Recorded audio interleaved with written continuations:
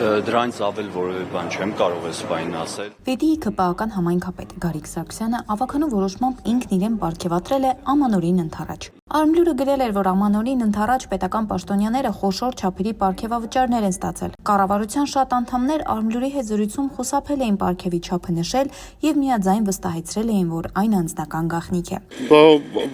Այդ գաղտնիքը անձնական ցավտանը։ Բանն այն է, որ 2025 թվականի նոյեմբերի 19-ին Վեդի համայնքի ավականին որոշել է աշխատանքային պարտականությունները պատշաճ կատարելու համար Հայաստանի Հանրապետության Արարատի մարզի Վեդի համայնքի ղեկավար Գարիկ Սարգսյանին միանվագ պարգևատրել համայնքի ղեկավարի պաշտոնային դրույքը չափի 100%-ի չափով։ Հետաքրքիր է, ինչ ասել է աշխատանքային պարտականությունները պատշաճ կատարել։ Գուցե Նիկոլ Փաշինյանի գլխավորությամբ անցկացվող պատարակներին պատշաճ մասնակցությունն է Սարգսյանին պարգևի մատերիալ դարձրել։ Երեկ էլ Փաշինյանական կիրակնօրյա պատարակին Սարգսյանը իբրև թե անտեղյակ էր, թե ինչպես են Վեդիի համայնքապետարանի եւ Վեդի ալկոյի աշխատակիցները Մասիս համայնքում պատարակին մասնակցում, փորձելով թաքցնել վարչական ռեսուրս կիրառելու մասին վանկարկումները։ Կոկորդիլոսը չունի ստամոքս, ունի քարաճիկ, պատկերացնում եք, այսինքն իր ներքին կառուցվածքը ինչ որ ժամանակ նրանք թրջել են։ Սարգսյանին, ով Արարատի մարզպետ եղած ժամանակ վստահ էր, որ կոկորդիլոսները ինչ որ ժամանակ թրջել են,